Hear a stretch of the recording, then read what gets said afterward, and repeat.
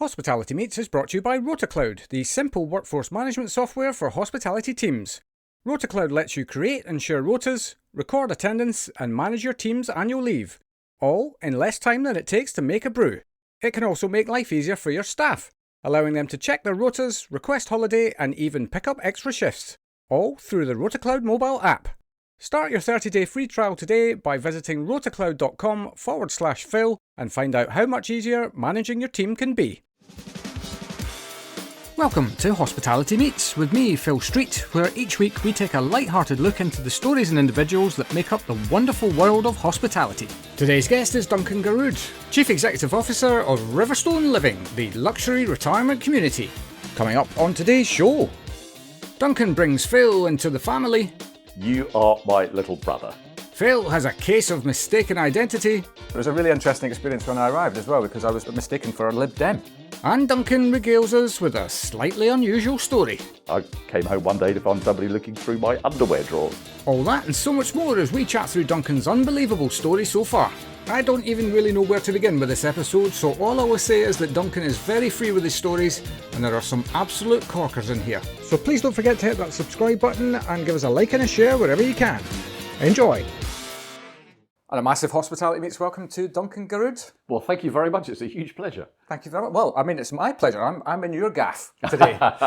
It's really nice to host you in here, actually, because we don't often get a chance to show people, so it's great. Yes, indeed. It was a really interesting experience when I arrived as well, because I was mistaken for a Lib Dem, because they're in here as well. Well, I'm not sure how you felt about that, but... Yeah, I'm still trying to come to terms with it, to be honest. But I have to say the people that come in here are all very nice, so that's probably a compliment. Yes, very good. Right, well, let's get into this, I guess, then. So from the people out there who do not know who you are, just give us a kind of snapshot as to what you are doing currently with your life. Sure. So today I'm running a business as a chief executive of Riverstone Living, and we offer the luxury end of retirement accommodation for people in London. And it's typically for the over 65s, and we have at the moment 2 facilities open. We're about to open a 3rd one, and it's a very high quality and fantastic experience for people to change their lives and to live a really rich, fulfilling life in the often the autumn of their years. Very good, nicely summarised. Yes, and I have had a cheeky look on your website. It does look like a stunning product. It really is. I mean, my eyes were really wide open when I saw this. So it's a combination, if you can imagine, a physical environment of a sort of really good quality 5-star hotel, complete with a lot of the amenities that you'd expect in there: swimming pools, a cinema, really good restaurant, bars, meeting rooms, etc. Beautifully appointed. But the accommodation is in individual apartments that people own. It's their own space. We don't curate any of those. So our residents have an independent life, their own front door. What happens behind their front door is the same as in anywhere. It is entirely their business. But we provide a service ranging from just domestic services, cleaning and gardening and housekeeping and so on, right the way through to working with providers for full care for people who in later times, or even if it happens earlier, when they need to have healthcare provided, well-being and so on. And we provide that really unique environment of independent living where people decide what they want to do on a day basis, but also curated activities whereby people can experience many of the great things that London has got to offer. A lot of cultural partnerships, for example, with iconic businesses or institutions like the Royal Opera House, the Royal Academy, Surrey Cricket Club, and so on. So sporting and cultural icons, if you like, in London, and those partnerships allow people to have experiences that otherwise they just wouldn't have. So a rich life, a place for people who want to get more out of life. One of the phrases that we use is that we're not here to put years on your life, but we are here to put life in your years.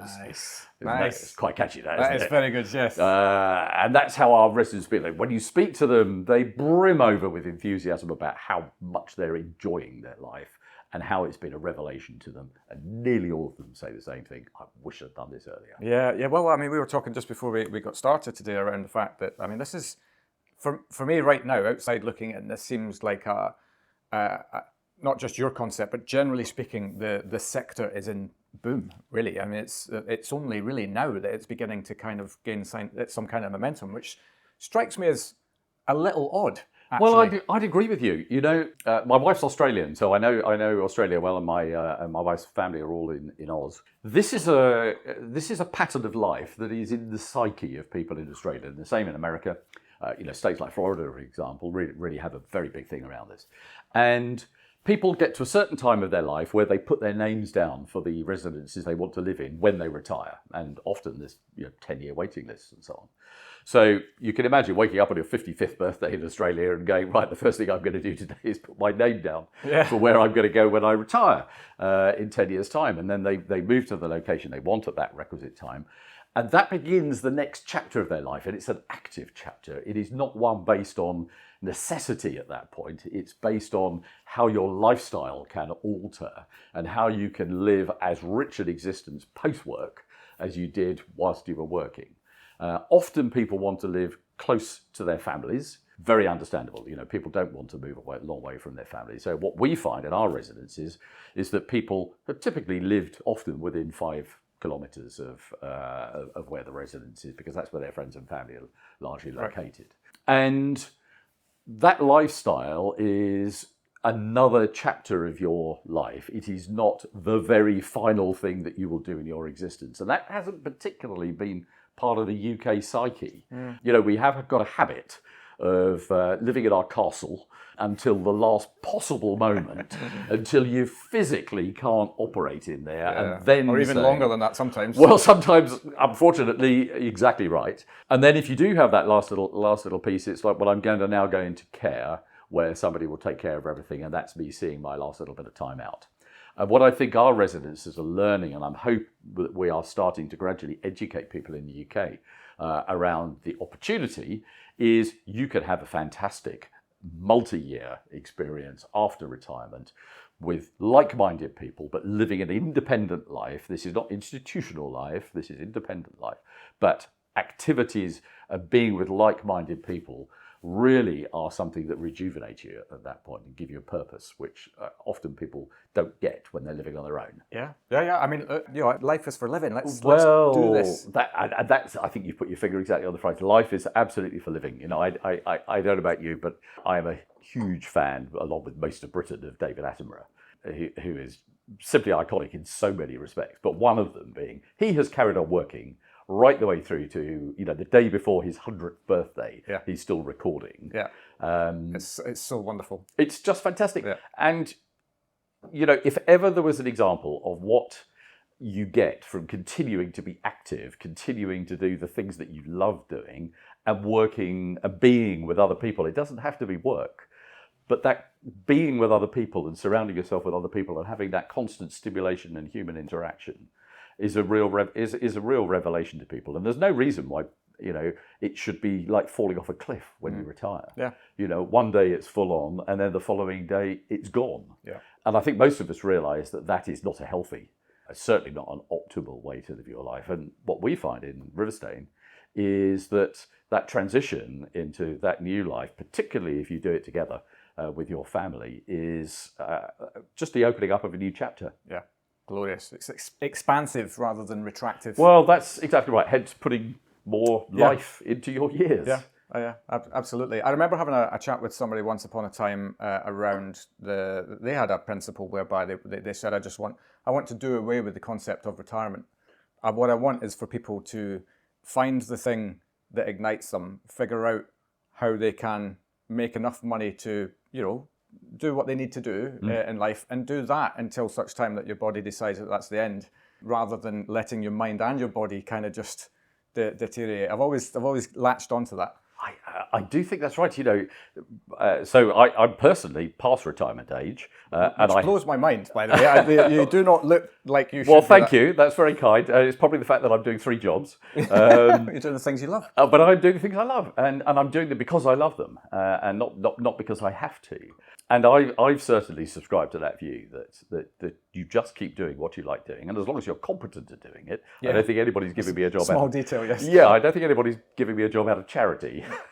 But as long as you're still good at doing what you do and you still love doing what you do, then why wouldn't you continue doing that? Because what is the meaning of just a simple number and a date? It's much more an attitude of mind, I think. Yeah.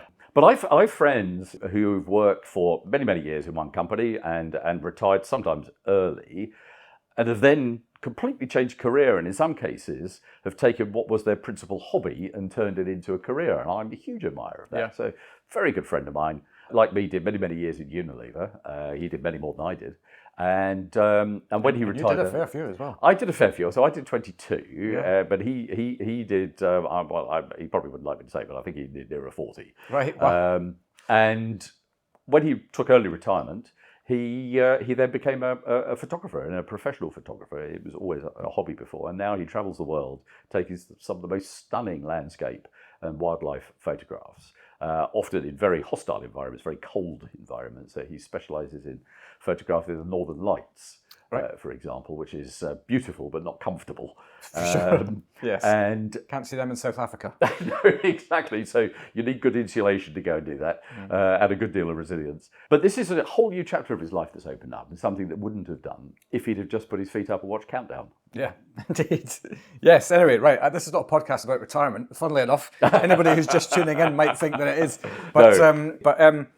What I'd actually really love to do now, we've just mentioned Unilever, is take you all the way back to the beginning, really, Yes. of your life and career. And how did careers start presenting themselves to you?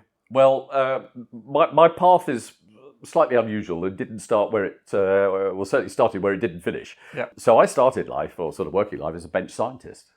Sorry? Yes, I know. So I was the guy with a white coat, safety glasses, with a pipette. And I did a PhD in biochemistry at Imperial College. Wow, right. So I'm a doctor of biochemistry, not today. Right. And what I came to realise very quickly was that whilst I liked the intellectual curiosity of being a scientist, there were several things about it that I didn't like. It's a very lonely existence. Basically, you're a world expert in the narrowest field of interest, which, if I'm honest, not many other people in the world are terribly interested in. And it's all very well being an expert in something so narrow that you're interested in it, but there's only 3 or 4 other people on the planet that are. And that didn't really float my boat. Right. The secondly is that it's not a process that is highly interactive with other people. And I am, as you can probably tell, I'm a chatty person. Do you know, I hadn't picked that up. I know, no. Very few people do. Or could get a word in edgeways. And you're a perfect guest for a podcast, by the way. So that you well, crack thank on. you. But I do shut up if you point at me. But I love human interaction, and I love the collaborative approach to life, because you get more out of it. You get more out of everything if you're collaborative. And science often isn't as collaborative as it could or should be. Right. So I decided to go into business. And to be honest with you, at that stage, I had absolutely no idea about business or what to do. So I chose to go and work for one of the big multinationals who had a management training scheme. And so they give you sort of a few years of structured experience, structured training, a bit like doing an MBA sort of program, but also give you on-the-job experience of all the different functions that you should do. So I joined Unilever on what was lovingly called the Martini contract.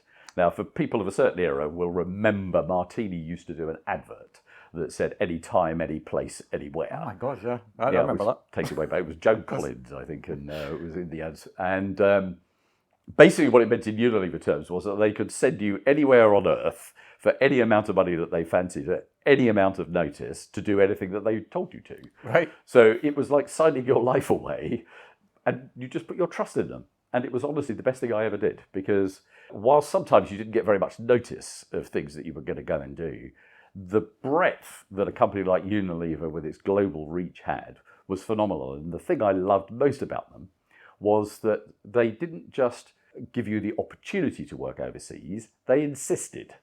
So part of the contract was you had to, if you wanted to progress in the company, go and work outside the country. And I was extremely keen to go and experience life in other countries. So I was lucky enough, after some years of working in the UK, to be sent to go and work in China.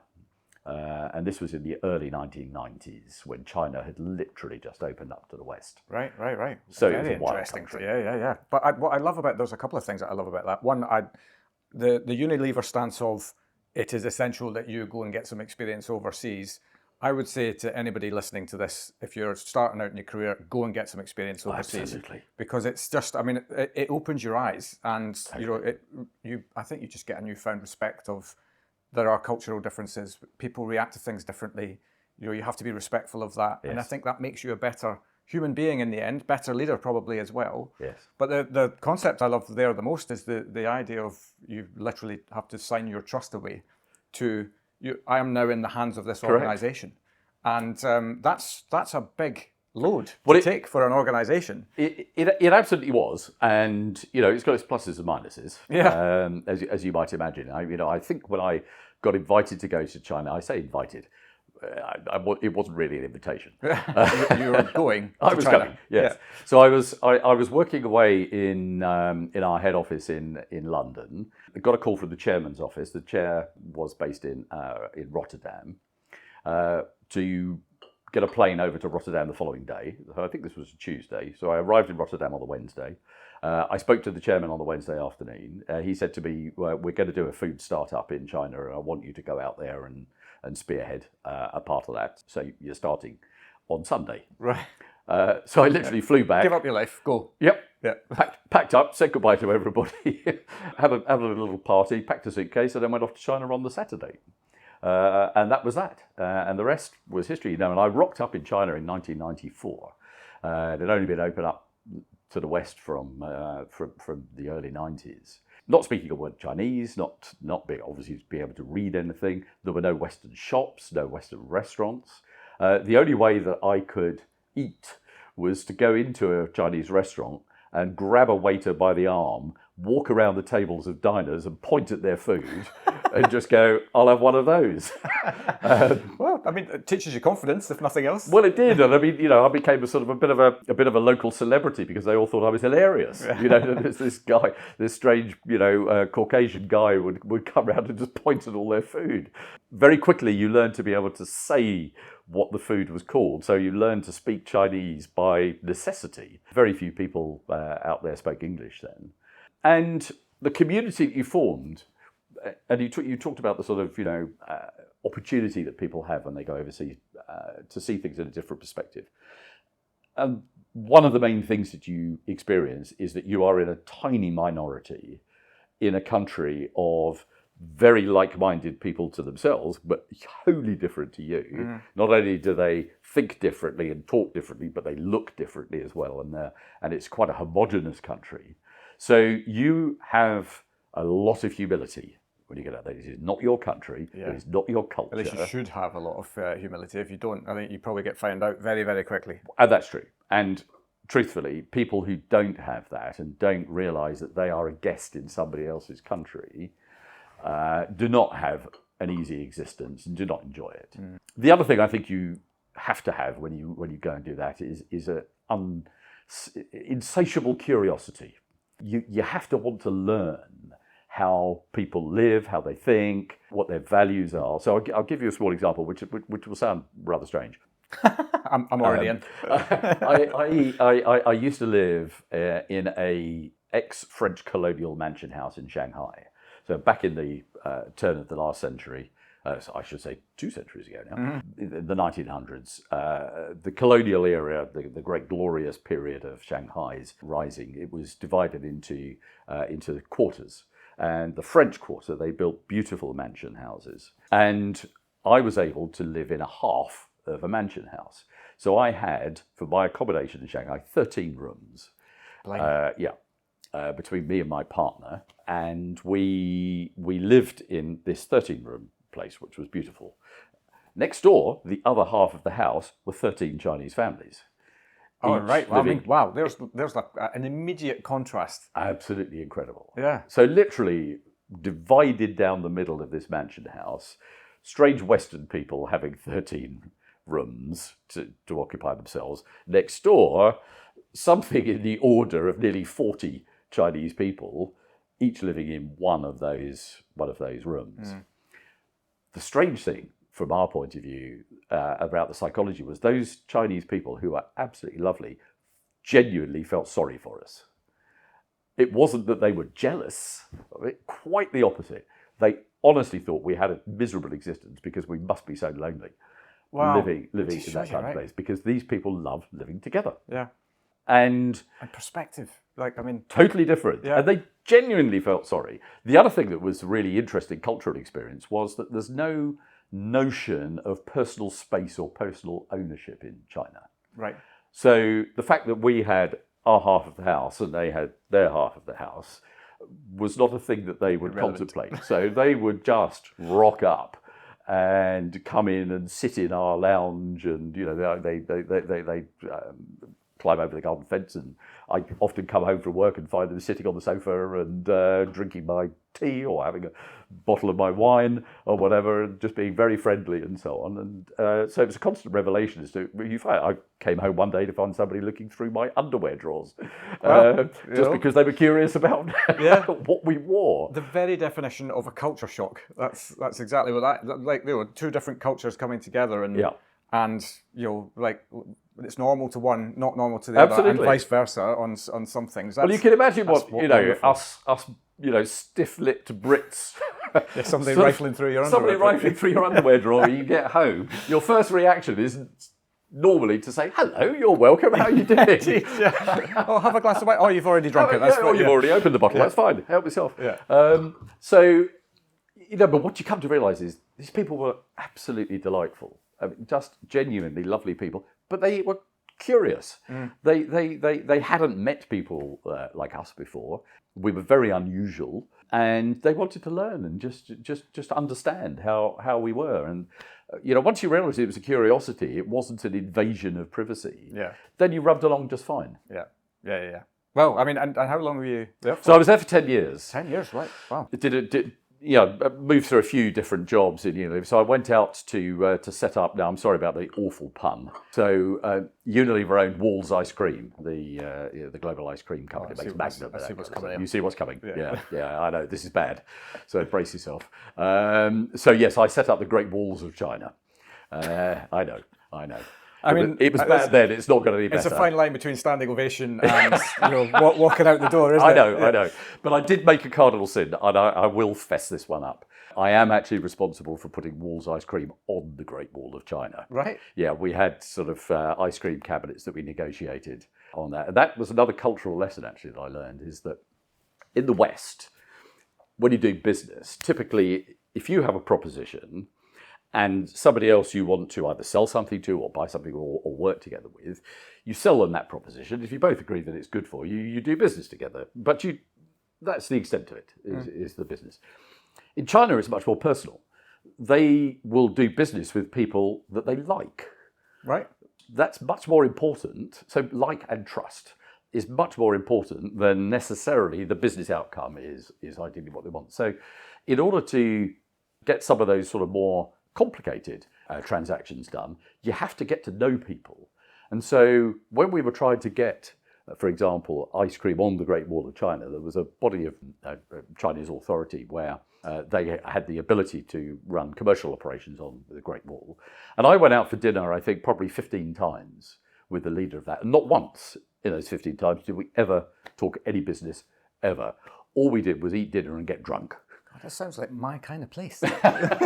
Well, somebody once asked me, what's the key requirement for being successful at doing business in China? And I said, having a really good liver. Yeah.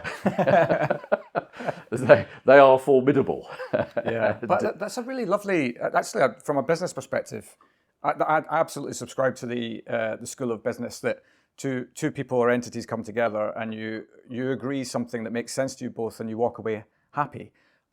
A part of that for me is trust and likability as well. It's not just about a cold-hearted transaction. I agree. But I love the premise that actually it's trust first, and everything else we'll figure out. I well remember the 15th, I think it was, time when we had dinner, and the gentleman I was trying to win over was about to be carried out on a stretcher. Because he'd had so much to drink that he literally could not walk. And he put his arm around me, and in Chinese, he said, 你是我的弟弟, which meant, you are my little brother. Nice. And he said that just before he passed out, and off he went. Did he have a recollection of that the next Well, day? luckily, the way the Chinese operate is that they always bring an entourage with them. So if you think you're going out for dinner with one person, actually you're going out for dinner with 12. Because there are 10 people that you don't recognise who just turn up, and they listen and pick up what's going on, and they pick up the vibes, and actually they pick up the bag afterwards. So do you know that's Chinese whispers? It is Chinese whispers, exactly. Oh my God, I'm learning so much today. It honestly is. They have a very clever trick. They're also the drinking partners as well, because one of the lovely things about the Chinese are very mischievous people, but in a very controlled way. So they love to tease foreigners who don't quite know their habits. So one of them is, for example, there's this concept called ganbei, and ganbei means bottoms up, cheers, if you like. So they have a little glass of spirits, just a small shot glass, and if somebody stands up and they hold the bottom of their glass and they tip it towards you and they go ganbei, you have to stand up, you have to do the same thing back to them, and then you both empty your glass and you sit down, and then a nice waiter will come behind you and refill it for you. Great.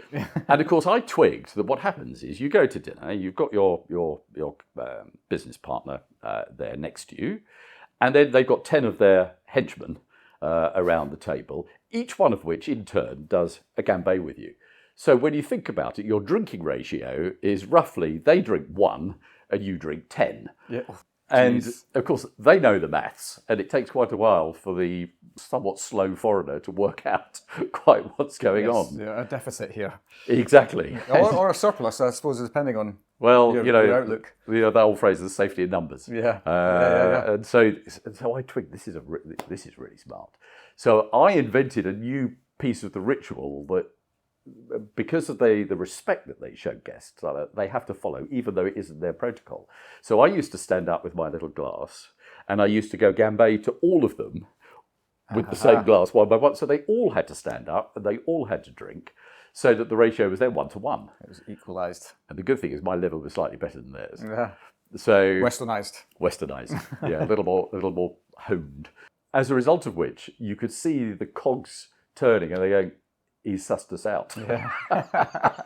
And that actually earns you a bit of respect. Yeah. Absolutely. And the trust. And the trust. And hence, you navigate your way through these things. Yeah. You've triggered me, actually, from, it's not China, but I once upon a time was engaged to a Lithuanian lady and went over to Lithuania around Christmas time, got involved in Lithuanian festivities.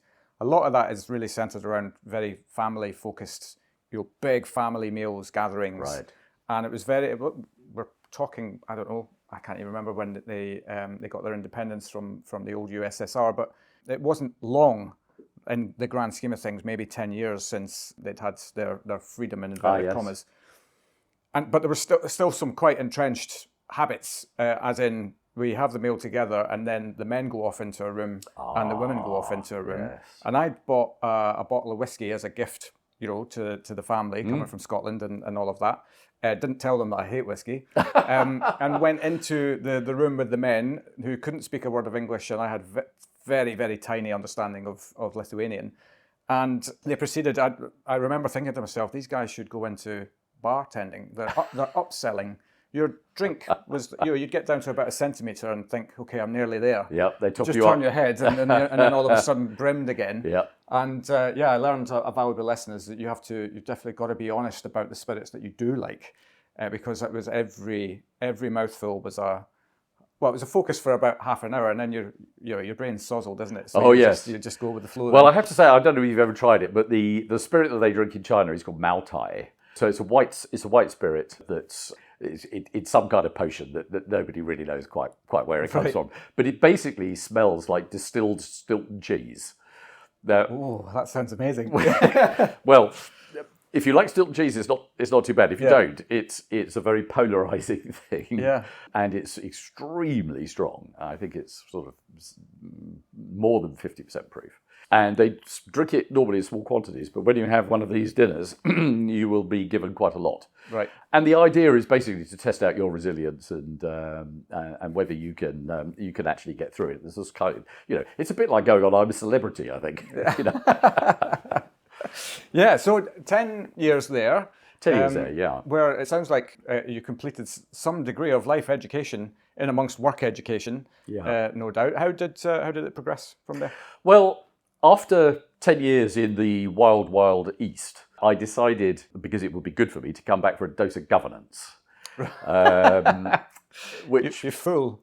Well, it was, those times in your life where you go, I've just got to do something that's going to be good for me. I'm not necessarily going to enjoy it, but I've just got to get back on the track, And I kind of realised that 10 years in China, where there really weren't that many rules, it was highly entrepreneurial, very unconventional, massive fun. But if you were going to have a career that was going to operate in certainly the UK and in other parts of the West, you had to be more structured and you had to have better governance. So I went to probably the most governed business that the UK could muster, which was a company called BAA, who used to own all the UK major airports. So it owned Heathrow, Gatwick and Stansted and Edinburgh and Glasgow and a bunch of international airports and so on. Now, aviation, airport management is highly regulated. Yeah, sure. For very, very good reasons. But the interesting thing from my point of view about it was, and the reason that they were interested in me, it was fairly recently privatised. So it used to be effectively run as a government authority. So the BAA actually originally stood for the British Airport Authority. So it was effectively a regulatory body. And when it was privatised, of course, its income became commercial. And what most people don't realise about airports is that commercially, they're basically shopping centres that have planes flying out of them. And nearly all the money, at least half of the money, is made through shopping and car parking and a bit of property management and so on, and actually not from planes. Yeah, I hadn't even thought about that, to be honest. Yeah, so, when you go into, you've probably experienced walking into an airport after checking in, you go through security, and after security, you make your way into the lounge, and we force you to walk through the yellow brick road. Yes. Exactly. Right the way through the duty free. We make you, if you're watching carefully where you're going, walk backwards on yourself. So you have a very long walk for what actually geographically is a very short distance. Yeah. Just so that we take you past all of the tempting things to spend your money on. That stuff was invented by BAA. Right. And I went there to help the business try and make itself more customer-centric. So to understand what customer satisfaction was all about and what it could deliver, and therefore to improve the commercial performance of the business. But of course, it was a highly regulated environment. So it was a period that was extremely good for me in terms of getting order, governance, regulation. It's a highly regulated business, regulated by the CAA. So even your returns as a business are regulated. It's set by the CAA. Your pricing is set. But also then your customer service is measured every step of the way because you're delivering a service to airlines and to passengers, getting paid for it, but you're getting paid for delivering an experience that is measured. So you waiting times and security length times, all that kind of stuff. So it was extremely structured and very, very helpful for what subsequently became really a service career after that. And I learned a lot about structuring service and measuring it. How did you find that from going from the Maverick East into the structured West? Oh, culture shock beyond belief. Really? I mean, probably even more of a culture shock than going to China in the first place, because the regulatory environment meant that you had to do everything in a very visible way. It had to be justified. It was open and transparent. This was not an entrepreneurial, click your fingers and make a decision and do something as it had been in China. This was around structure and process.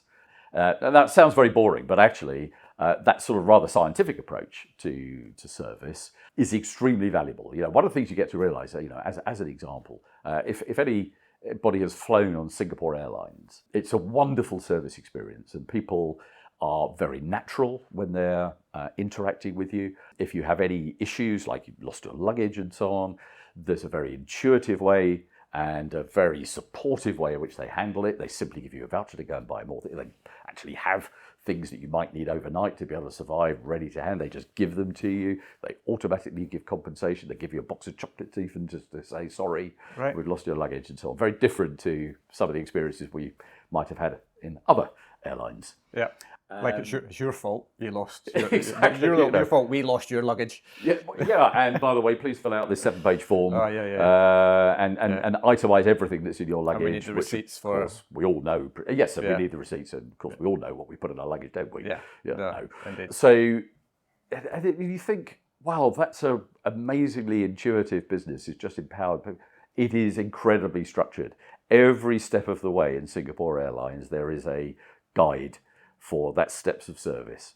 And they take people through it step by step and they adhere to it. But the way in which it's delivered feels very natural, but it is highly, highly structured. That's the dream, isn't it? Because you have a framework in which your people are guided to go through a process in order to deliver the best possible experience. But then the individual human is responsible for them being that warm, natural self which you can't teach in a framework. That's still got to come from a human That's being. absolutely right. There's nothing worse than a time when you're stressed. If you've lost your luggage, for example, that you go up to the desk and somebody says, well, I'm sorry, in order to solve this, I'm going to have to go and ask my supervisor whether I can do that, or, and I'll get back to you, or, give us a contact number and we'll call you when we know something more. I mean, it leaves you feeling very vulnerable and very... unresolved.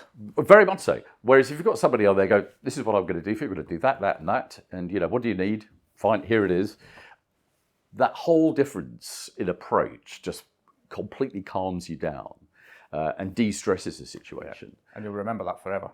And I think you do exactly that. And, what people like Singapore Airlines have done, and I've learned in the various businesses I've worked in since, is you turn a very adverse situation, a very stressful one where you'd be highly critical of your service provider, actually into one of the most positive experiences because somebody's helped you solve the problem that you've got immediately. And you feel more strongly positive about them than you would do if you hadn't had that bad experience in the first place. Yeah. So how you solve a problem, I think, is a better definition of the service experience that you get than actually the service itself in the first place. I mean, when you say it like that, it's obvious because you're removing the resistance that the individual who has to deliver this service, you're removing that resistance away because they almost don't have to think about this is already preordained. If this happens, that means this and this and this is going to happen, and I know that through my training and experience. But it means that there's less resistance. Oh my God, right? What do I have to do next? You operate within that framework and you allow the individual to just thrive. Well, that's right. So I'll give you a little example of something I did later on in life, which was running family entertainment centres. And I remember well when I went into that business, I went to the top turnover and profit one, which was in West London, and I spoke to the general manager there. And he told me that the profit that he made out of that unit was about £4 million a year. So a lot for a family entertainment centre. And I said to him, as a matter of interest, how much is your authority to spend? If you need to buy something or arrange something or whatever, how much are you allowed to spend on your authority without having to ask anybody else? And he said, £400. What? Against a profit of 4 million? Against a profit of 4 million. Wow. And I was literally had my jaw on the floor saying, you're making we have £4 million in your hands and you've only got the authority to go spend Can you imagine, these are big places, like 30,000 square feet, so it's quite large spaces. Even a Christmas tree costs probably more than that to be able to put up. And so I asked him and similar colleagues, what do you want? And they said, oh, I don't know, what do you think? So we agreed on 25,000, I think, in the end. And we said, well, you spend 25,000. Do you know the fascinating thing was none of them ever spent 25,000. Right. Nothing like it. Yeah. But the very fact that they could, if they wanted to, made them feel that they were in charge of their own destiny and they didn't have to refer to other people and they got the autonomy. And it lifted the attitude of those people, even though they actually hardly ever, in fact, I don't think Mao Tai ever used anything approaching that amount of money. But they're empowered. But they were empowered. If they needed to, they absolutely could. Yeah. And I learned from those early examples, like in the airlines, the people at the front line of the business who are delivering service, you have to empower them and trust them to be able to take those decisions and to be able to do that without referring to other people. Occasionally they'll get it wrong. Occasionally they'll spend some money that they shouldn't have done. Okay, what's the worst that happens? Yeah. You say to them, let's not do that again. Yeah. And hopefully they don't. Yeah, it was exactly the same principle. I started my career out of uni on cruise ships, and I would advocate for anyone to go and spend a year on a reception desk on a cruise ship. Oh gosh, I could imagine. Because it's relentless and you just learn so much. But I remember once I'd kind of got over that the ropey couple of weeks when you just don't know anything about it. You don't know who you need for what or anything. You need to ask for help in that environment. Once you got past that, the trust that was put in me to make a decision, rightly or wrongly, was 100%. You do what you feel is right. Perfect. And then we'll talk about it if it wasn't the right thing to do. That's it. That's the right spirit. Yeah. And treat it as a learning exercise, not as a punishment. Yeah. You know, if people then keep making the same repeat issue, then there's another conversation to be had. Yeah. But generally speaking, you give people a chance, and it makes them feel that they are able to take the decisions that they need to on the spot. And that, I think, is hugely important. You can't deliver great service without that. Yeah. I don't think. Agreed, 100%. Yes. So BAA was in the top 25 companies in the UK. So it's a very large business, right. which no longer exists. Right. So the biggest is not necessarily the best. Well, and what happened was it was a company that was previously part of the civil service. So it used to be the British Airports Authority. It was then floated off by government along with a lot of privatisation that took place in those days. Became a private business, became the world's largest airport management and owned business worldwide. It grew from that to not only run most of the key airports in the UK, but also bought in airports overseas. So we ran several airports in Australia, in Europe, and then we had commercial contracts for American airports as well, about half a dozen of those. So it was a company that had tentacles across the globe, a great expertise. And then at a certain point, it became the subject of a hostile takeover. Right. From a company called Ferrovial, who were a construction company in Spain. And as a result of that hostile takeover that was obviously not sought, the ownership of BAA went from being very, very public, whereas you can imagine a privatised company had all sorts of people owning shares in it because they bought, as people did in those privatisations, a few number of shares each. Yeah. Went from that massive ownership down to being completely private. And at that stage of being private, it then experienced a huge amount of change. And that change was a lot of assets had to be sold off. And part of my experience was that I had set up certain things, and I was running things like the World Duty Free business. We bought airports in Hungary, for example. We owned and ran Budapest Airport, and I then had to flip it on its head and sell them. So I moved from being the acquirer of businesses, the manager of them, to being the corporate salesman, which probably isn't my greatest skill set. Right. Well, I was going to say an opportunity to again do something a little bit, well, off the cuff a little bit, and left field, not necessarily on the career path, but it's just something that presented itself. No, it's not something when you start out in life that you think you'll end up doing is selling an airport. But nonetheless, when you put it like that, yes. But nonetheless, those experiences are always, on a personal basis, hugely valuable because they are very, very different from anything that you might have done. And acquiring an airport was a whole different experience from disposing of it to somebody else. But my role and the reason that I was brought into BAA was because it had been relatively early on privatised from being an authority that governed how the aviation safety, security, and obviously the service around aviation worked to being a commercial organisation. And we've seen, haven't we, in government privatised businesses, all sorts of degrees of success in that. To quote one that people are very topically talking about, water companies, for example, we've seen that privatisation not largely yielding that which the public expected. And that's a really lovely way of putting it. and therefore questions around whether that was the appropriate thing or not. Yeah. We've seen, for example, in transport companies, railways, for example, similar questions asked. I would just remind people who are my age or beyond, just to remind themselves what it was like when it was previously run by the government, right, and then went private, as to be careful what you wish for. Yeah. Well, my line has just gone public, in fact. So let's see. Let's see. The world moves on and skill sets move on. So let's see how these things go. Yeah. 5-star hospitality means having the right people in the right place at the right time. And that's exactly where RotaCloud can help. RotaCloud is the online platform that makes planning rotas, recording attendance, and managing annual leave easy. Its simple, drag-and-drop interface lets you create and share rotas with your team in minutes, while our built-in budgeting tools mean you'll know exactly how much you're spending on staffing before sending the rota out. RotaCloud also makes life easier for your staff, allowing them to check their rotas, request time off, and pick up extra shifts, all through the RotaCloud mobile app.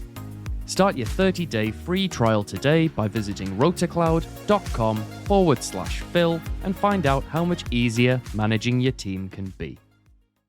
But part of my role was to come in from the private commercial world where you earned your living through giving great customer service, and if you didn't, you earned less. And to introduce that philosophy and that way of working and the discipline that it brings into a commercial organisation like BAA, which wasn't used to it. And it was used to having control over everything. And of course, if you're trying to generate money, you don't have control. You can't force people to buy from you. So I had a unique opportunity to bring that discipline and knowledge around service and how that converts into great customer service into this huge organisation, which was a massive privilege, but also extremely challenging at times, because you can imagine there were a lot of things that were done a certain way because they were simply done a certain way. Yeah. Let me give you a small example. I was hoping you would. If you have an airside security pass and you wear it around your neck and you walk into the terminal, people obviously know that you work for the airport or you're some kind of official role.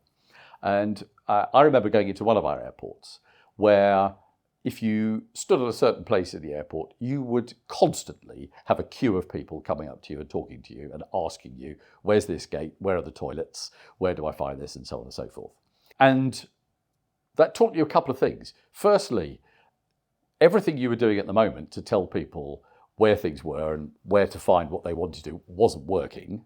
And secondly, there was this huge desire for people to talk to a human being rather than having all of the leaflets and the signage and everything that we had. And one of the best examples of that was in a particular airport, and I'll spare its blushes by not naming it. We had this famous sign that I used to call the Land's End sign. Now, I don't know if you've ever been to Land's End, but there's this famous signpost on Land's End that goes Kuala Lumpur, 3,000 kilometres east, New York, 5,000 kilometres west, and all these other places on Earth, all on one huge great sign. Well, we have one of those inside an airport that pointed to gates 1 to 3 are a 4-minute walk away, gates 73 to 75 are a 13-minute walk away, and then everything in between. It had over 30 different permutations on it. And I used to watch passengers looking at this thing, trying to locate where their gate was and work out when they should go to gate.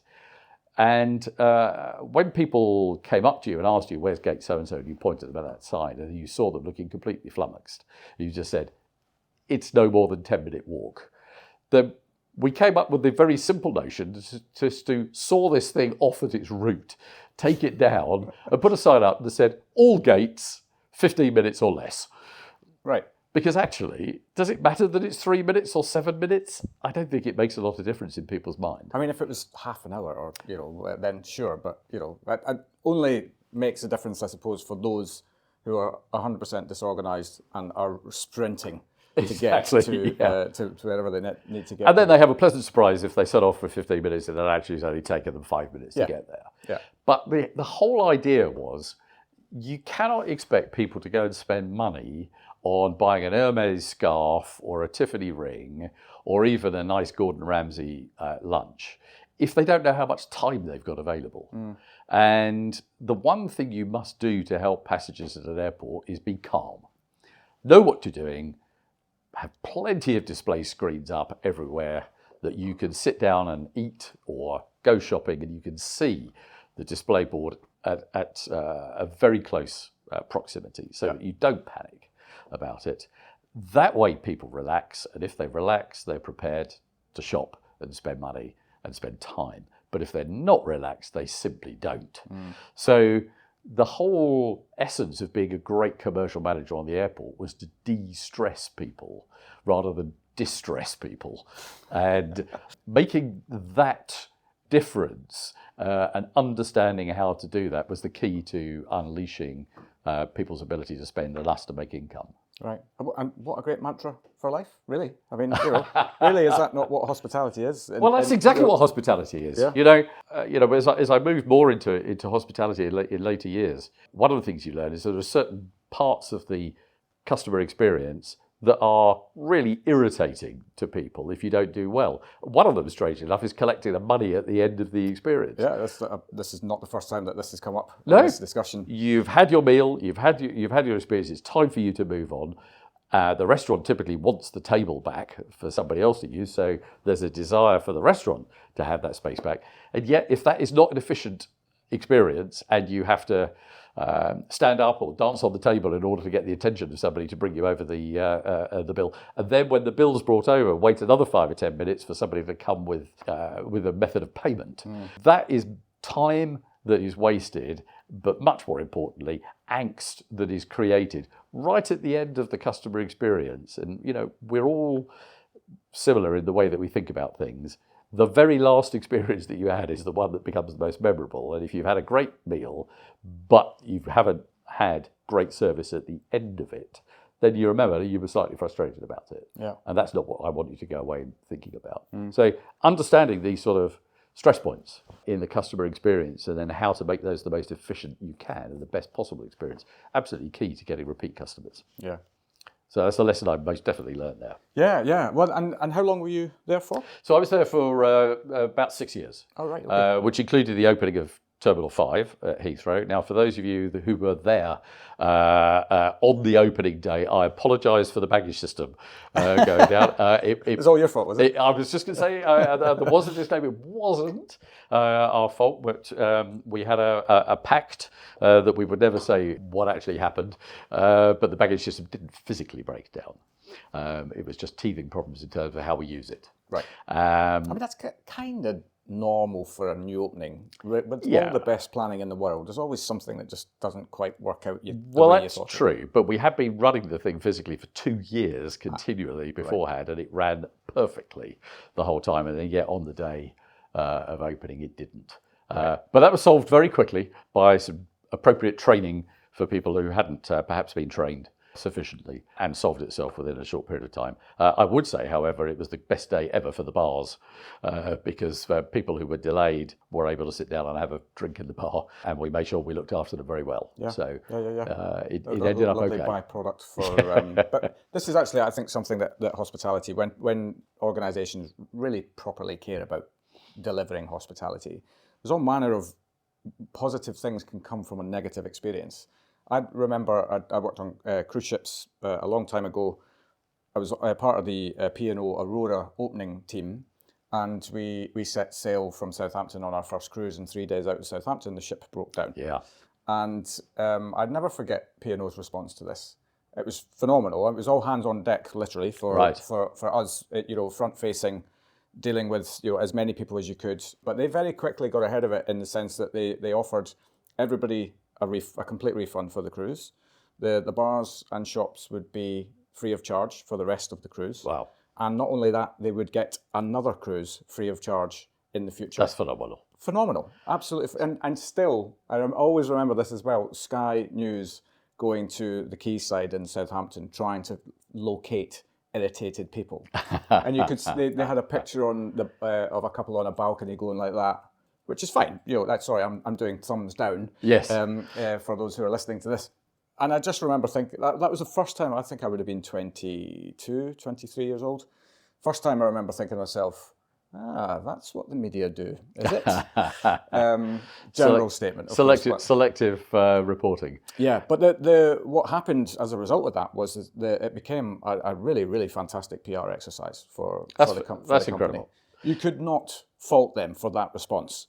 There was nothing you could do to fault them. And that's something that those of us who've been in customer service for many years have really learned and spent a lot of time trying to teach businesses and people about, is how you handle a crisis like that, because everybody knows that things happen that are outside of your control. But how you handle that is the absolute key. And you can turn people who otherwise would be terrorists because they're so upset about things into great advocates because you handle it so well.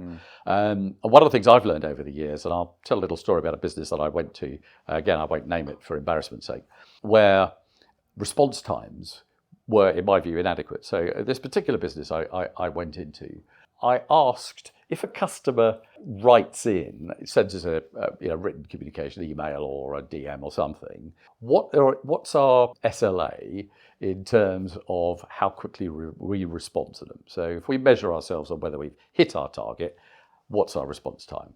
And the message I got back was, well, we have a requirement under our targets to get back to them within 10 days. That's quite a long time. It's quite a long time. In fact, it's an eternity. And I said to them, okay, this is going to be a bit of a shock to the system.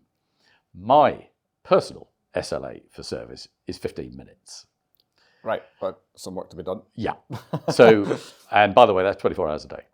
So we have to move from 10 days to 15 minutes over a period of time. Because in my experience, if somebody is very upset, then they are mightily assuaged if they hear from somebody senior in a business very quickly that they're on it and they will get back to them. You don't have to solve it in that time, but you just have to acknowledge it. And they have to feel that it's not just a standard response that's come back, thanks for your message, we'll get back to you as soon as possible, that it's personalised. Now, the great thing is in today's world, you could use AI to help you with that sort of thing, and it sounds, as it is, very genuine. So there's tools to help. But until recently, that had to be done by human beings. And you had, in my view, to put in place those things that had enabled people to feel that you were taking care of their issue straight away. And I hardly ever found the anger that people contact you with when they were unhappy about stuff continued after you've done that. In fact, it turned to advocacy. Oh my goodness, these guys are on it. They're really looking after me well. Now, I can imagine in your experience of P&O, a lot of people setting sail on a voyage hoping that their ship breaks down. Yeah, well, because when they've learned what they might get on the other side. What happened as a result. So I get my money refunded, I have a free bar and restaurant, I get another cruise. What's not to love? No, indeed. So let's hope we have a problem. Yeah, but I definitely learned a monument. I could not believe that they did that. That's incredible. I thought we were trickling back to Southampton. We were going to get 3 days of absolute hell from the passengers. And yes, you had disgruntled people, saved up forever to do this. It's the inaugural cruise. Yeah. There's a lot of romance around some of these things, and you totally, you get that. But in the end, it is a piece of machinery. Yes. And it can go wrong. Yes. And that is what happened. And the byproduct for the team as well was that we got a week off in Hamburg. And there are great cities to have a week off in, and Hamburg is one of them. Yes, I was going to say, I'm sure there's plenty of sightseeing to be done. And we were there for a beer festival as well. It was just timing, and there was a tennis tournament final. It was it was just a great week, really. So well done P&O for that. That's a fantastic example. For sure. Yeah, and also I think the great thing as well is that we felt backed as well by shoreside team. They knew that this was going to be a difficult period. Yes. Here is a package of benefits for everybody that's on board, and you do what you need to do in order to get them on side, and we will back you 100%. Well, that's a very interesting lesson that I also learned in BAA, and I learned a lot about the different models there, which has stood me in good stead since. Yeah. Well, let's talk about since. Sure. So BAA for 6 years. Yeah. What happened next? Well, I suppose through the disposal or however it went down, exactly. That your job in the end was done. I disposed of myself. Yes. You are exactly right. And I then went back from being in a highly governed and a highly disciplined business like BAA. I went back into the more wild entrepreneurial world, and I went out to the Middle East. Right. And I had one of the best business briefs that I've ever had in my life. So I went to work for a company called Alshire, founded by the most creative, visionary retail guru that I've had the pleasure to work with, Mohammed Alshire. He's still working hard today. And the brief I had was to turn a business that was doing about $150 million of turnover into 1.5 billion in 5 years. Crikey. Yeah. Go. Exactly. And the one question I asked Mohammed when I was being given this brief was, what are the resources that I have available to be able to do that? And you had the response that said this is going to be a blast, which was anything you need. Oh, now, what a brief. You don't get those briefs very many times in your life. So basically assembled a team. We went and looked at countries we could expand to. At that time, it was running a Starbucks franchise, was where most of the turnover was, and some restaurants. We then acquired a whole lot of new brands that we wanted to franchise. So this is a franchising operation, taking brands from America, the UK, and a few from other parts of the world, and bringing them into the Middle East, launching them, understanding what made them work, the magic of those brands, and then rolling them out across the Middle East, but also to countries like Russia, Turkey, Northern Africa, and even the UK. So as an example, there's a better burger brand called Shake Shack that we approached the founder, Danny Meyer. I was going to say, wasn't that Danny Meyer? Danny Meyer, who is just a genius. Yeah. And we approached Danny when he'd got 2 Shake Shack outlets in New York. We had a seminal conversation with him there where he said, well, you know, what would you like to do? And we said, well, look, why don't you keep everything in the USA and you roll everything out that you want to in the US, and we'll do the rest of the world. And he said, well, I've just got 2 at the moment, you know, we'll start to roll these out, you know, little bit by little bit. What do you have in mind? And we said, well, I don't know, we're happy to agree anything. How about 250? At which his eyebrows were very definitely raised. And the level of ambition that our business had was huge. Yeah. And I'll tell a little story about Mohammed and what it takes to be such a great entrepreneur. So we launched Shake Shack. It was a tremendous success. We had huge queues forming and we couldn't open new outlets fast enough. And we got to a point where we'd opened new outlets. Everyone was a success. But the burger, one of the secrets of the brand is the burger is made from a particular type of cow. And only a very small portion of that cow is used to make the burger. This was a thing called a Black Angus beef. So we had just about collared the world's supply in Black Angus beef. So I'd sent my team out to Argentina, to Australia, up into the northwest of America, to collar every bit of Angus beef that we could get, and we'd reached pretty much the limit. So I had to go to Mohammed and say, I'm really sorry, but we're going to have to just wait for the supply chain to catch up until we can launch any more, because we haven't got enough cows to go around. And, you know, Mohammed was suitably impatient with the idea that we would have to wait for ranching to catch up. And he said, well, I'm going to go away and think about it, and I'll come back and tell you what we'll do. So a couple of weeks later, he called me back into his office. He said, I found the solution. He said, I've been over to Iraq. This was just post the war. I've spoken to the mayor of this region of northern Iraq. He wants me to build a shopping mall. So I'm going to build a shopping mall for him there.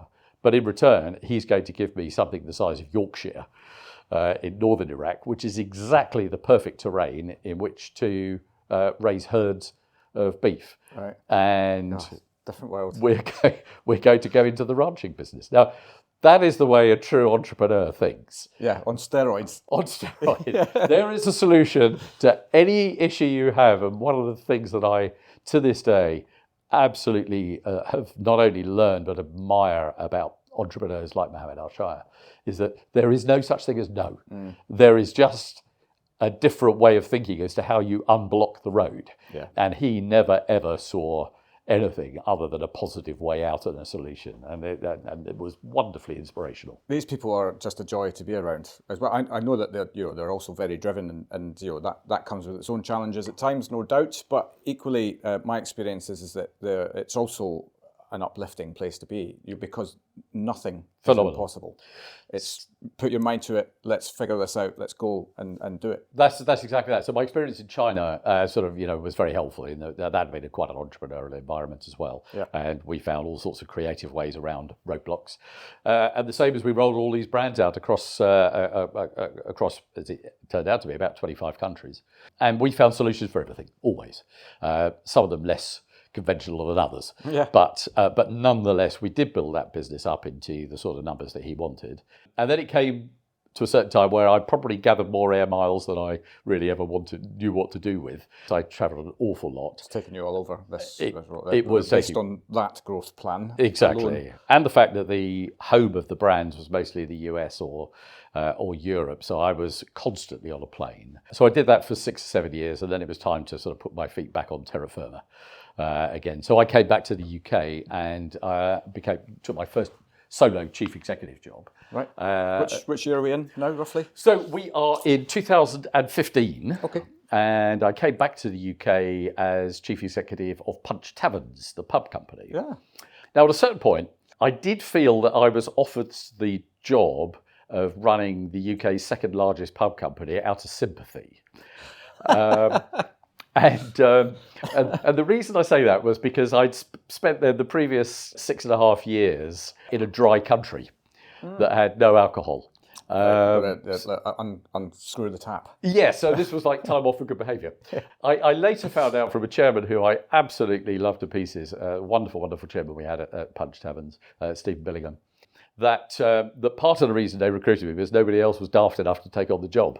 Right. And that the fact that I was outside of the UK meant that I was a little bit naive about... you don't know what you don't know. Yes, exactly right.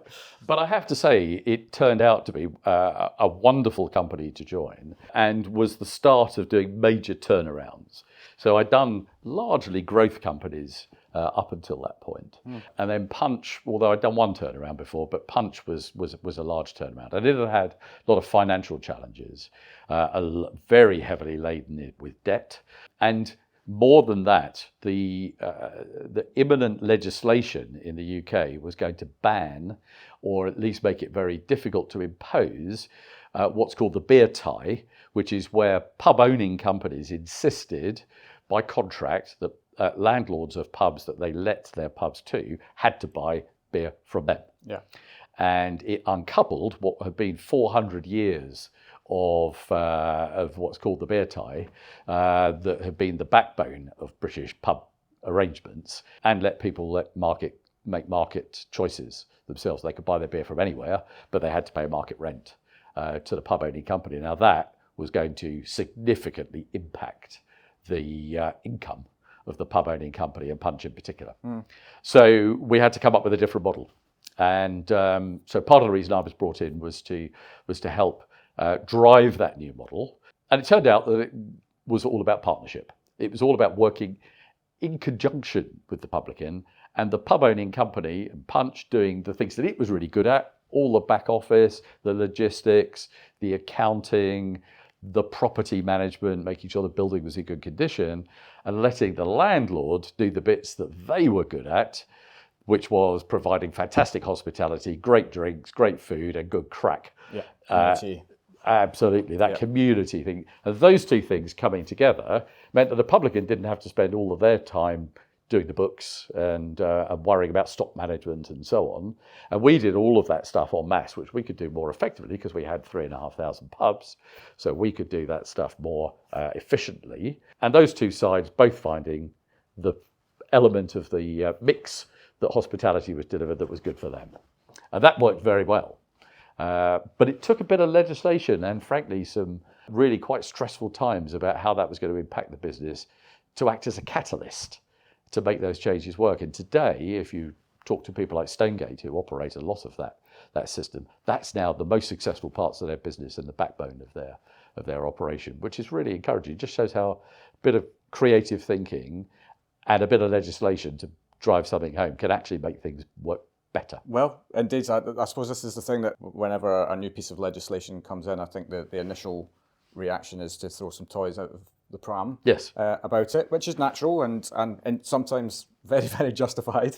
I'm not even going to get into the time in which we live now. But it also comes then down to exactly that. And kind of, you probably take your lead then from working in highly entrepreneurial environments whereby, okay, well, look, we can have a moan about this, or we can understand the framework in which we have to operate, and we can figure out a way in which we can still flourish within that framework. Yes. That doesn't necessarily exist right now. We have to go and think about this differently. And when we're able to do that, then that's where innovation lives. Well, it's exactly right. What did I say? Necessity is the mother of all inventions. Yeah. And it's absolutely true. If you're looking at a cliff edge, just going, we are going to go over that unless we find another way. Guess what? You find another way. Yeah. Well, you've got two choices, right? Well, exactly right. Exactly you do or you right. don't. So that was the reason I actually took the job on, because I could see that imperative was going to bring about change, and it was going to bring about attitudes that had been ingrained for years that had to change because there was no alternative. And it was probably one of the best things that ever happened to the industry in recent years. So that was a relatively short period of time. We did a turnaround in Punch in just over 2.5 years. As a result, its performance improved hugely. And it was time, because the poor shareholders had been sitting on ownership of this business for a very long time, a very, very long time, without ever realising any value out of it, that we had the moment when we saw things significantly improving, top and bottom line both growing extremely well. We cut the debt right down, that I was able to sell the business onto new ownership. In fact, we had to split the business into two because it was too big to sell to one owner. So half of it went to Heineken, i.e. a trade sale, and half of it went to Patron Capital, so private equity sale, who then managed the business beautifully for the next few years and grew it and became, I think, one of the best owners that the company had ever had. Right. So they're still in operation today? Punch is very much in operation. Actually, Patron have since cycled on to somebody else. It's owned now today by Fortress, and then the same thing. They're investing very well in the business. So we've got a Punch in our village. Oh, well, there you go. And it was a turnaround pub as well. It was a right old hellhole of a place. The place next to the station where if you just fancied a fight, just go in. And complete transformation. Food, family orientated, and now a really lovely place to be. We go in there and watch the rugby and the football. Delighted to hear that. Yeah, and that I remember at the time when they said that basically it was closed down for refurbishment. I think they invested about 500 grand in that one site. Yeah, I could believe it. Bloody needed it. Yeah. And we've got a completely unrecognisable pub on our local landscape, which seems to be doing well. It's always busy every time I walk past. Well, that's fantastic to hear. When you get great owners who've really got proper vision and they're prepared to invest ahead of getting returns, but you know that you're investing in the right thing, i.e. the quality of the product, then you've got this wonderful virtuous cycle. And it's so good to hear that kind of thing. In fact, my next job after Punch was another example of that. So I went to work for Richard Caring, and I ran Bill's restaurants for him. And Richard, as I'm sure you know, is sort of supreme entrepreneurial restaurateur. Done phenomenally well with the Ivy and with Burley clubs and so on. And also owned Bill's. I bought Bill's when it was only 2 outlets. And taking it up to over 80 at that stage. Yeah, and it had got to the point where it had grown, but it was its format hadn't changed for a while. And I learned something really important from Richard in relaunching and refurbishing. Too often in restaurants, people will say, I know what we need to do to make this a success. We'll change the menu, or we'll change the decor, or we'll switch between delivery and in-restaurant service. We'll change the uniforms. We might change the service style and so on. Richard was very clear. If you're going to relaunch a restaurant, you change the whole lot. You do everything at once. Right. And you shut the thing down. So one of the things that I'd learned in Starbucks time was never, ever shut a Starbucks for more than 5 days, because you break the habit of people coming in. So because it's a habit-forming business. Of course, yeah, I suppose. With coffee. With coffee. Yeah, that's because sacred. Otherwise they go somewhere else very quickly. Yeah. But I learned the opposite with Richard, and that is with a destination restaurant, take the time and do the job properly and change absolutely everything, do it perfectly and train people well, and then do a very big relaunch and make a lot of noise about it. And he is particularly good at external visibility. If you've seen things like Annabelle's, and where the front of Annabelle's is almost an iconic location, and he changes it sort of half a dozen times a year. The impact that makes is enormous. And we were getting uplifts of 25-30%. on stores that on restaurants that we did a complete transformation of. And I learned that sort of second stage of transformation, which is make a huge impact and tell people this is wholly different to what you had before. And it really does work. Again, you've got to get all the elements of the mix right. But as long as those come together and you do it all at once, you've made a lot of noise about it, very, very successful. Well, I mean, proven. Yeah.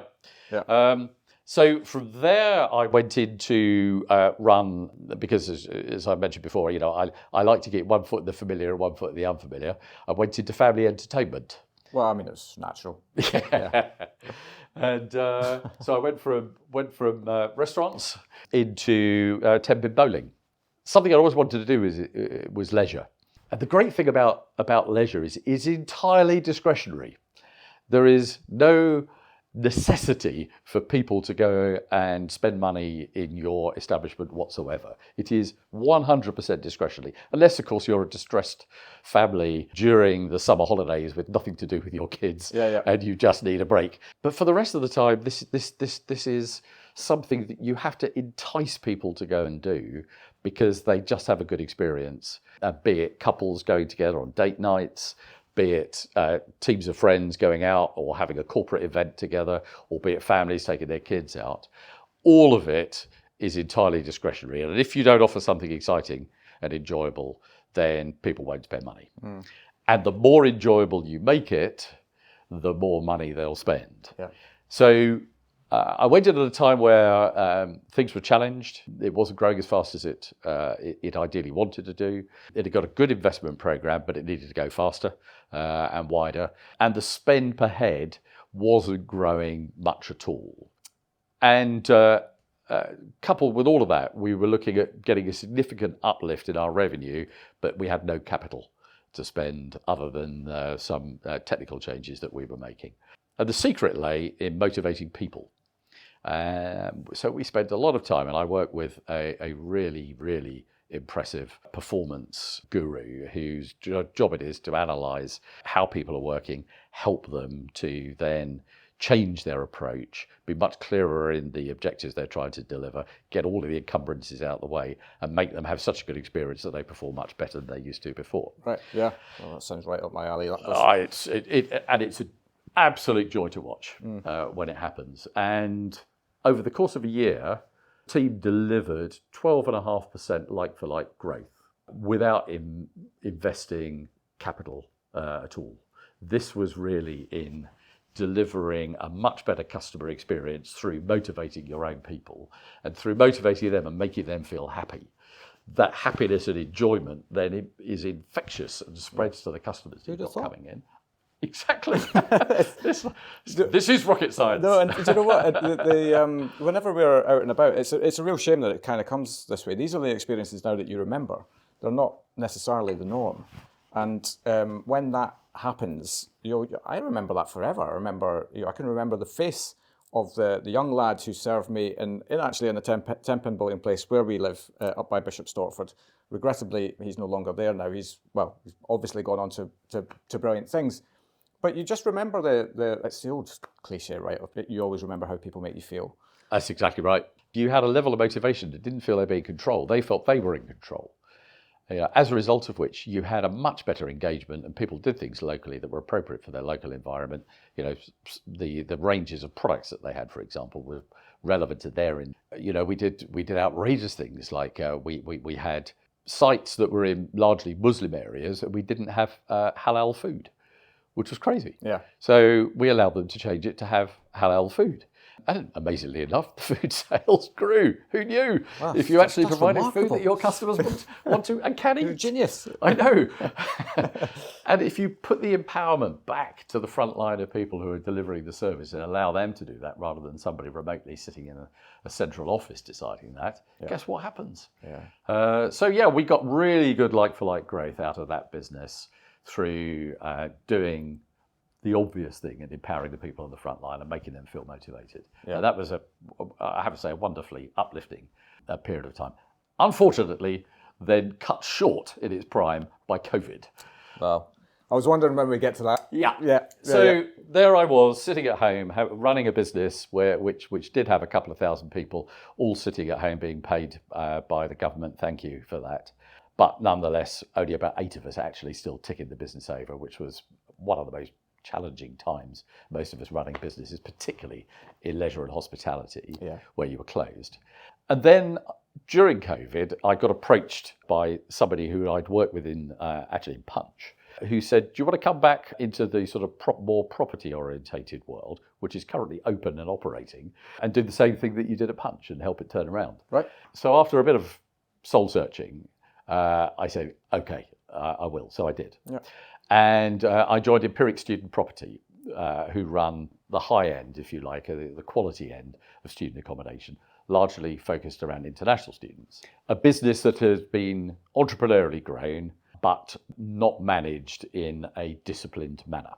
And it had not turned out very good business performance because it hadn't really got itself geared up for managing its portfolio very well. In fact, 93 properties have been acquired, mostly in portfolio acquisitions. And you know what it's like. If you're buying a portfolio of anything, you get great things in it, you get not so great things in it, and you get some absolute stuff that you do not want in it. And your job is to sort the good, the bad, and the ugly out and let the ugly go to somebody else. Yeah. But they hadn't. Right. So my job was to come in and sort that out, and there was quite a lot of sorting needed. So I took that on, and what was, I thought, going to be a role for probably 2.5 to 3 years to turn that round and find new ownership for it turned out to be nearer 6. Blimey, right. Yeah, mostly thank you to Liz Truss and a very dodgy budget, which bless her. Yes, absolutely trashed the property market in the UK for a long period of time. And due to some various market dynamics that took place then, the property market slowed down hugely. But we got it done. We got the performance of the business absolutely transformed. It started to make very good profits, share price very good, and at that point we decided to sell the business, and we actually sold it to the number 1 competitor. Right. So that business now has moved into new hands, with now the opportunity for that business to thrive in a much bigger environment with a lot of capital behind it, because it was just too small to grow at a sufficient pace on its own. Yeah. But that was quite satisfying, but took rather longer than I'd thought. But I mean, you know, the world's been weird since 2020, hasn't it? Like in terms of market conditions, there's always something to get over, something new to consider. Well, that's right. I mean, just when you think you're out of the woods and everything's going well, then Rachel Reeves comes along with a budget that didn't do us any favours either. Yeah. And you know, you're trying to put a transaction through, and then everybody gets very nervous because suddenly the bond markets start to look much more attractive place to put your money in. In fact, I think people were probably out buying gold bars and locking them in their garage as a better investment than putting it into development. Mm-hmm. So, you know, if you were in the property development business, that's quite tough, because you could make far more money by buying government bonds or buying gold than you could by investing in the riskier profile of property development. Yeah. You know, the property market obviously has been in some level of stasis for quite a long period of time due to factors entirely outside of its control. Mm. But we focused, as you should do, on improving customer service, getting prices up, because people will pay for a good experience, investing in the product, selling off the buildings we didn't need, reinvesting the money in the ones that needed some love, really elevating the customer experience, and who would have thought treating students like customers. Again, you're just so outlandish with your thinking. I know. And would you believe, even considering their parents as customers, because we all know the truth, in student accommodation, the people who are really paying the bill are mostly not the students themselves. It's usually the bank of mum and dad. Mm. And as you can imagine, if you're a student looking for where to live, you're probably mostly focused on how close is it to my lecture hall so that I can tip out of bed and roll into the lecture theatre in 2 minutes. Is it near a good pub? Are there nice people going to be living in the place around me? Am I going to have a good social life? And does the Wi-Fi work properly? Yeah. None of which is on the parents' agenda. No. It's all about what are your processes on security, like how are you going to make sure that my child is safe? What happens if they get stressed? If you've got well-being things in place? Are you a reliable company that isn't going to go bust? And are you going to fix things if they're going to go wrong? Yeah. So all of that stuff meant we had to have a different message for the parents than we did for the students. And so, how to have one product with two different audiences and two messages was a really enticing marketing conundrum to overcome, which I think we did quite well. So we went from only being partially full to being completely full for several years, which was great. And then, as I mentioned, transaction took place. We sold the product on to Unite. That meant, as ever, when I've transformed a business, the one job that is always guaranteed to go is my own. Yeah. And I was going to retire, but it didn't happen. Well, And surprise, surprise. here I am today, Yeah. enticed to join another accommodation business, but at the other end of the age spectrum. Yep. And for the first time, genuinely in my life, I can relate to the customer base utterly, because I am it in every You respect. are the demographic. I really am the demographic. Yeah. So I'm the right age, I live in the right location, I'm the right profile. And now I am mixing amongst a group of residents in our retirement living business that I can completely relate to. And they are magnificent. And these are people who have chosen to take in this sort of retirement chapter of their life, the opportunity not to just quietly wind their lives down and put their feet up, but to be very active and to thoroughly exploit the time that they've got to have experiences that they otherwise wouldn't. Yeah. What's not to love? It's just wonderful. Yeah. Honestly, it's so uplifting. I love spending time with the residents because it really is uplifting. And there is nothing better than talking to our residents who say, one, this is the best thing I've done in recent years. And two, I should have done this earlier. Yeah. And I wish I had. Yeah. Well, hindsight's a wonderful thing, apparently. Isn't it? Yes. So we have residencies in the nice parts of London. We have fantastic 5-star hotel quality buildings with excellent curation of experiences that people have in there. And our residents live a lifestyle that hopefully means they never need to move again. That if they need care, that care can come in and be with them where they live now, and they don't have to move somewhere else. And that they can have a social experience that's second to none. And I have to say, when I sit down and speak to them, virtually every single person says that they did not believe how much fun they could have in these years, and they are doing so. Yeah, and this is a part of hospitality which is on the up and up. I mean, it's a really, I suppose that makes sense in terms of when baby boomers who've driven a lot of consumer behaviour over the years are now in that phase. But really, what you're talking about is also kind of the generation just behind. That's right. That are coming into that sort of retirement, for want of a better phrase. Well, that's right, and it is great to see the development that people can have. As one small example, we all know that as we get older, we tend to shrink and get a little less tall than we used to be. Well, one of our residents was determined to really exercise and use exercise to be, the catalyst for being healthier and having a longer life. As a result of which, she has exercised a lot on our very specialist equipment with our fantastic wellbeing team that have helped her, and she's grown by 1 centimetre. Is that right? Yeah, she's got 1 centimetre taller since she joined. Right. Now, I can't promise that to everybody. No. However, that's not a bad crack, though, isn't it? It's worth a go. So if you want to be a touch taller, you know what to do. Yeah, superb. Look, wow. What a journey you've had so far. So far. As well. You just don't stop. But what I really love about your journey, probably more than anything else, is it's almost this nature of there wasn't really too much of a plan. No, things there was no plan. Presented themselves. On the face of it, seemed like a good opportunity. You could probably learn something. You could probably bring something to the table. When that clash and collides, great things can happen. As long as everybody's intention is all equalised and we're all on the same path and vision, etc., etc. And it feels to me that that's almost been from role to role that you've had. That has kind of been the journey.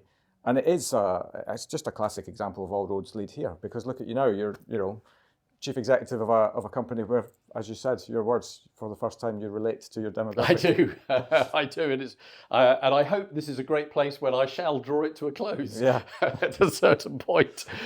But the advice I would give anybody is when these opportunities present themselves, just say yes. Yeah. You never quite know where they're going to go, and they can be, a little bit uncertain. But if you don't take the opportunities when they come, the things you're missing out on are unknown.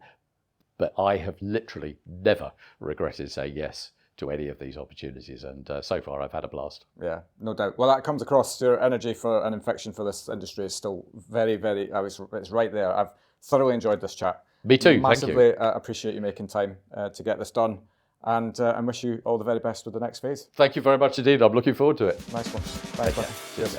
And there we have it. Ice cream on the Great Wall, burgers without enough cows, honorary Chinese family memberships, and a lifetime of saying yes to opportunity. A huge thanks to Duncan for giving up his time. We will of course be back next Wednesday with another amazing story from hospitality, so until then, have an awesome week, and I'll see you then.